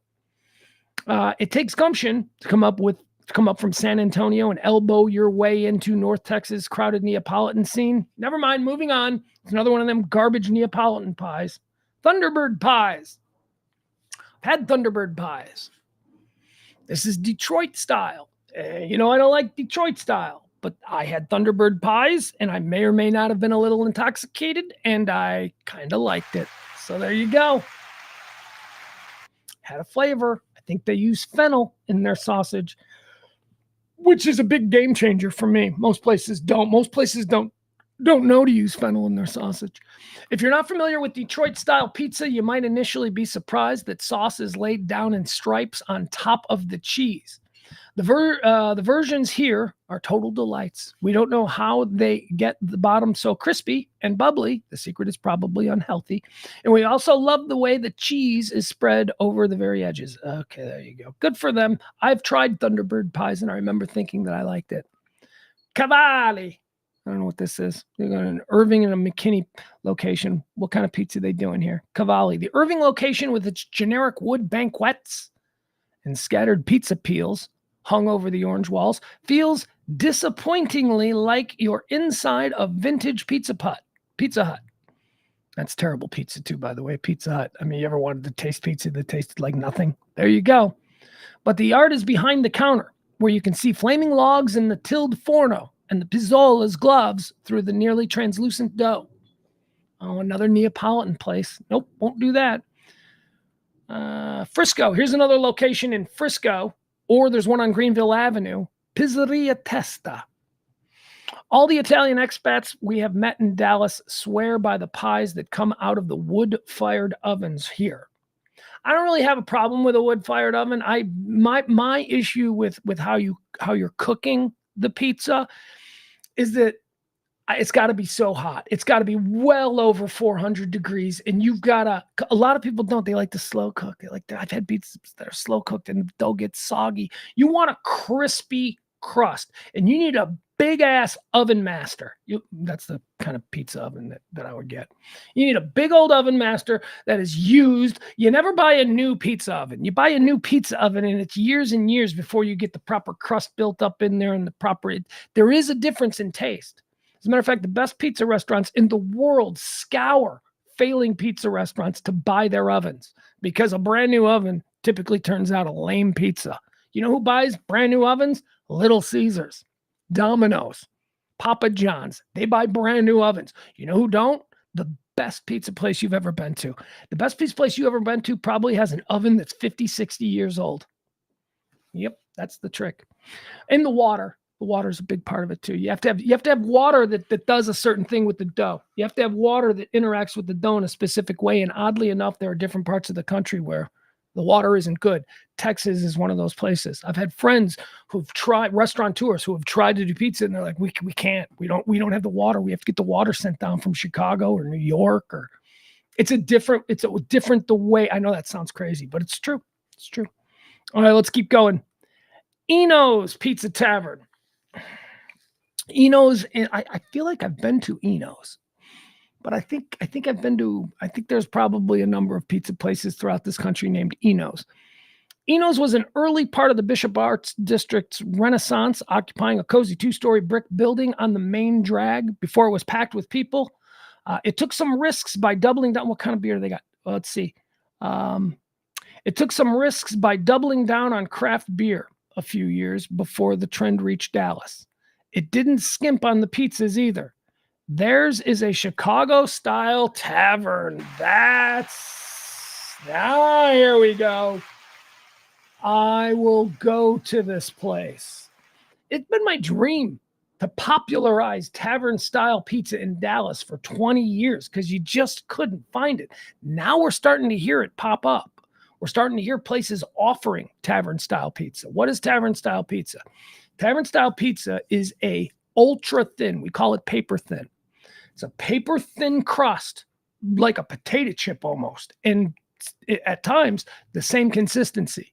It's a potato chip, paper thin crust, not made of potatoes. It's regular pizza dough. But the point is that it's burnt on the bottom and it holds everything that you've stacked on there. And when you bite into it, you get the cracker crust. You're not going to get, this is what I hate about New York pizza. It's too greasy. It's like, you can fold it. You can't fold a good tavern pizza. You fold a good, be folding a couple of saltines. Sweet sauce, cracker crust, checkerboard cut. What else does it's the sweet sauce in the ultra thin paper thin. That's really what it is. The sweet sauce though is a big difference maker. Most pizza sauces, most pizza that you have, if you grew up eating Papa John's, if you grew up eating Domino's, if you grew up eating all of these change, those are not a sweet sauce. They went with a very sort of generic middle American savory sauce, and it's not all that savory. Why? Because they want people in Utah to buy just as much of it as people in Florida. So you have to have a consistency of flavor that isn't too regional, right? Someone who's only had Utah pizza would probably go to Brooklyn and be like, there's a lot of spices in it. Yes, because that's what recipes are, mom and pop recipes. You create your own variants. So there you go. 71. What is this place that I want to go? Where is it? Eno's? Hold on. Where is this place? Gotta take my kid there. We'll go to Eno's Pizza in Bishop Arts and get us what they say is the best tavern style pizza here in Texas, or at least in Dallas. It's the first one that I've seen mentioned.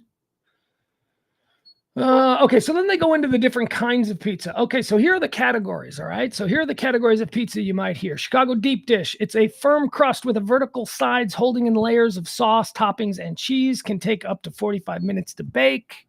Chicago deep dish pizza absolutely sucks. There are variants of Chicago deep dish pizza that people need to recognize. Chicago deep dish pizza sucks. Chicago deep dish pizza is just pizza with like a loaf of bread. It's just really thick crust, which I absolutely hate. Now, a lot of people conflate Chicago stuffed with Chicago deep dish. They're not the same thing. They cook in the same giant pan, but they are not the same thing. Chicago style deep dish pizza sucks. I hate deep dish pizza. I love stuffed pizza. Stuffed pizza is different. Stuffed pizza is like that casserole kind of thing where the sauce is on top and you cut into it and everything is inside. It's layered inside like a 7-layer party dip. That's stuffed. Stuffed and deep dish. They're both unique to Chicago, but they are completely different kinds of pizza. Detroit style. Detroit style is a rectangular pie with a thick but not too bready base. Charred cheese around the edges. I love that. They have a caramelized cheese thing in Detroit that they do where they let it burn around the edges and it creates a crispy, it's so good. And I'm not a big Detroit style pizza fan. I've made that clear, but they do some things well there.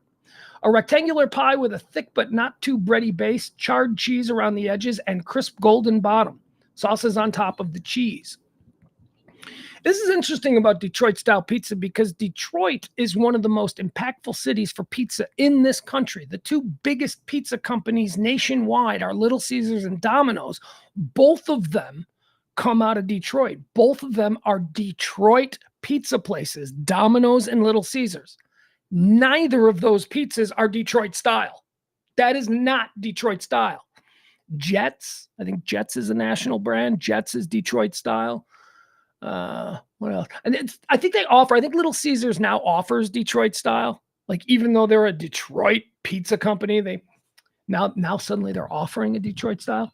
And then, of course, you got Neapolitan. Neapolitan is a thin, round crust with a strong bready flavor in the middle. It's garbage. Neapolitan's garbage. Neapolitan is, you want a pizza? I can make a pizza. We'll make it a pizza. That's Neapolitan. You weren't planning on making pizza, but somebody wanted it, so now they get this garbage-looking thing. Turkish pizza. No idea. Not even interested. New England pizza. Kind of interested. It'd probably involve clams, I imagine. New England pizza is a catch-all for a variety of ultra-specific pizza types, such as Rhode Island-style pizza, bar pizza, and white clam pizza. No, thank you. Don't need that. Here we go. Now this is mine. This is what I want. This is the best pizza on the planet. This is my absolute famous Chicago Tavern thin crust. It's an ultra thin cracker-like crust that somehow does not get soft, even with all the meaty, greasy toppings. Well, that's why it's designed not to get soft because of all the meaty, greasy toppings. An ultra thin cracker-like crust that somehow does not get soft, even with all the meaty, greasy toppings. It is cut into squares on a grid pattern in what Chicagoans call the party cut. Chicagoans don't call it the party cut. I've heard it called the banquet cut, but mostly I hear it called checkerboard cut. All right, there you go. And that's me, pizza guy, pizza expert. The best Chicago-style tavern pizza in Dallas is Louie's. Louie's on Henderson. Or is it Knox? I don't know what it is, that area. Whatever it is. I think it's Henderson. Louie's is fantastic. Louie's is expensive, and Louie's is small, but it's fantastic. It's really good. All right, that's it. I got nothing else, guys. No show tonight. No 9 o'clock show tonight because I'm doing the morning show all this week on 97.1 The Freak. So if you want to stop by, I'd love to have you stop by. We're having some fun. Don't know what I'm doing. Got to put tomorrow's show together right now after this show. And then I'm going to go to bed. Yeah. I've been really good about going to bed because, even though we had Saturday, I got to sleep in. Sunday, I could sleep in. Today, I could sleep in. Wait, what day is it? It's Tuesday. Holy crap. Yesterday it feels like Sunday, doesn't it? There you go. All right. Anyway, I did good last night. I went to sleep at like 11 o'clock last night. What did I watch this weekend? Is there anything okay, so let's try and do this. 48, I got 12 minutes. I got 12 minutes before, I always feel guilty when I don't give you a full 2 hours. So here we go. I'm out of content, but. So what did I watch this weekend?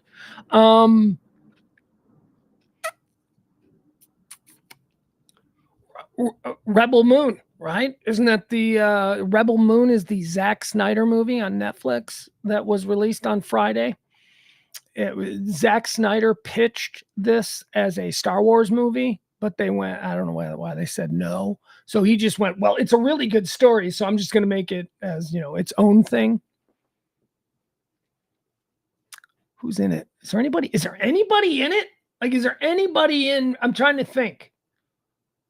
If there's anybody, because it doesn't seem like there's any big stars in it. Jax, that's it. Jax from Sons of Anarchy. He's like the only recognizable person, but it's pretty good. It's pretty good. I got an hour into it before I went to bed last night. I fell asleep last night at like 11 o'clock because, as I said, I'm doing pretty good about trying to stay on a normal schedule. So I watched about an hour of it. I'll watch the rest of it this afternoon. Well, as soon as I put everything down, as soon as I finish up, and then I'm gonna close myself out from the world at about 5 o'clock tonight, because I'm gonna try and be asleep by 9, because I don't want to do another situation last week where I only got like 3 hours of sleep and I was miserable. Ugh. So Rebel Moon is first hour. I can only speak for the first hour of Rebel Moon. I was into it. I was like, this is good. I could see how it's a Star Wars thing. I could see how it would be, another Star Wars. What was the story on this? That he had pitched this story instead of one of the other standalone Star Wars movies, and I don't know, George Lucas didn't like it or somebody didn't like it. I don't know, but it's pretty good. The other thing that I've started rewatching, and I started rewatching this quietly last week, because the new season, they're doing that thing. They're doing that thing where like, oh, it's the new season, and then they release one episode a week. Like it's 1985. Come on, release everything at once. Let us binge it. I hate that they're doing this now. They got us used to binging. They got us used to the idea of all 10 episodes being posted at once, and we could run through the season at our leisure. Now it's like one episode at a time. I hate this. Again, what is it, 1995? What is this, network TV? This is an Apple TV show that I'm watching. So I've started re-binging because of the new season. I started re-binging For All Mankind. Do you guys watch this on Apple TV? It's excellent. I mean, it's always been excellent. But there's so much time between seasons that you forget about it. So I let season 3, which I think just ended, or maybe there's one more episode of season 3. I'm not sure, but I let it build up before I would get into it. And I decided that I would just go back and start watching from season 1, because it's been since 2017. I think that's when the first season was, 2017. And now we're on season 3, 6 years later. So it's like, what, every 18 months or so, they're posting a new season? That ain't cool. That's like what the Sopranos used to do to us. God, I remember waiting forever for a new Sopranos season. Ugh. So I went back and I started watching For All Mankind. Now, what is For All Mankind? For All Mankind is an alternative history. And the entire premise of this show is, what if the Soviets had landed on the moon first? So instead of us landing on the moon on my birthday, July 20th, 1969, what if the Soviets had landed like a week earlier? What and how would that have changed the world? Butterfly effect being what it is. Butterfly effect, every flutter of a butterfly's wing affects everything. So, and it's fascinating from that perspective to see the way they envision the world having been different had the Americans not landed on the moon first.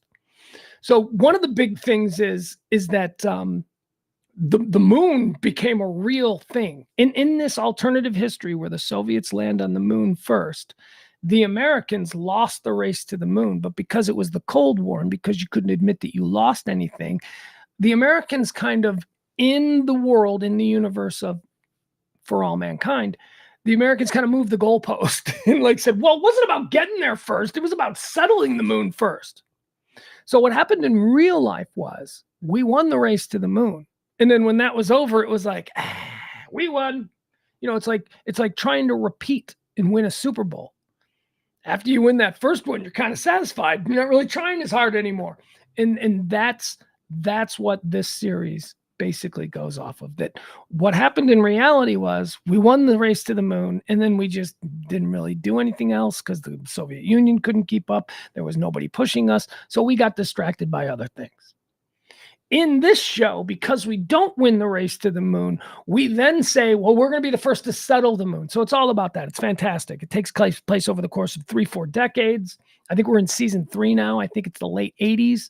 It began it began on July, or actually it began on like June 27th, 1969. That's how it opens, with like everyone sitting around their TVs watching what we assume is Neil Armstrong, and it turns out to be a Soviet.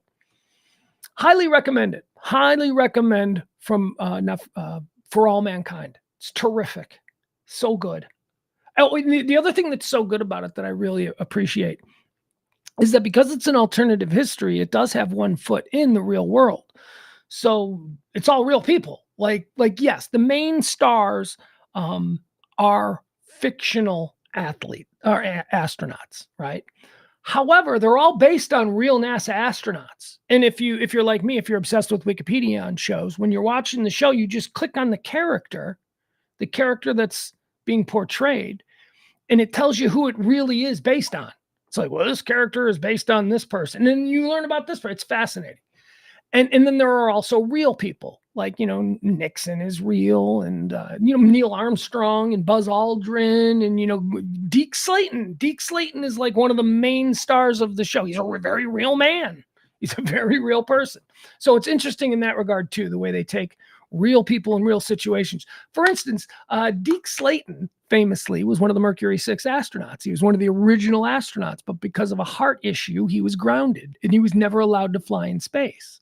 And Deke Slayton went on to become the flight control operator at NASA for a number of years. He was the guy in charge of. So Deke, I'm sorry, he was head of the astronauts office. That's different. It was Gene Cernan who was the flight control guy. But Deke Slayton became head of the astronaut office at NASA, which means he's the guy that picked the crews. So if you want to go to the moon, you better be on Deke Slayton's good side. That's what happened in real life. In this show, Deke Slayton in the mid 70s gets medically cleared, and Deke Slayton gets to go up to the moon. That didn't happen in real life. Deke Slayton had to retire as a flight control guy. In this alternative history, Deke Slayton gets to go to the moon, where he dies, because of his heart, because it was a thing. And anyway, that didn't really happen. Deke Slayton, I think in real life, because we got to the moon first, he lived to a ripe old age. But had we not gotten to the moon first, Deke Slayton would have died in 1974 at Jamestown. Jamestown is the colony that we built up there. So that's what I'm watching. I'm a space nerd, but it's such a good show. It's such a well done show. It's Ronald D. Moore. Ronald D. Moore is quietly just one of the gangsters of TV of the last, at least for my life. Who was Ronald D. Moore? What else did he do? Battlestar Galactica. Ronald D. Moore is the guy that took a look at that stupid 1970s cheap ass Star Wars ripoff, Battlestar Galactica, and reinvented it in the 2000s into one of the 10 best, widely acknowledged as one of the 10 best shows of this century so far. It is Battlestar Galactica. The reinvented Battlestar Galactica is one of the best television series I've ever seen. It's won multiple Peabody Awards. You know what Peabody Awards go to? Peabody Awards go to Frontline. Peabody Awards go to 60 Minutes. Peabody Award go to stuff like that. So when you win a Peabody, it means that like really smart people are like, that's good. They won multiple Peabodys for Battlestar Galactica. They ain't worried about winning Emmys because ain't nobody watching Sci-Fi Network anyway. They won Peabodys. Ronald D. Moore is a baller. This is his thing. Ronald D. Moore, the same guy who reinvented Battlestar Galactica. And look, I say Battlestar Galactica is like one of my favorite TV shows of all time, and it is. I was not a fan of the original Battlestar Galactica when I was a little kid. I was like, this is dumb. This is stupid. No, and it's why I didn't initially watch Battlestar Galactica, the reboot, the reinvention of it. I was 2 years late to that show because I was like, Battlestar Galactica is stupid. And then I started watching it, and I'm like, wow, Ronald D. Moore is a gangsta of TV. Ronald D. Moore is the guy who created the show I'm talking about now on Apple TV called For All Mankind.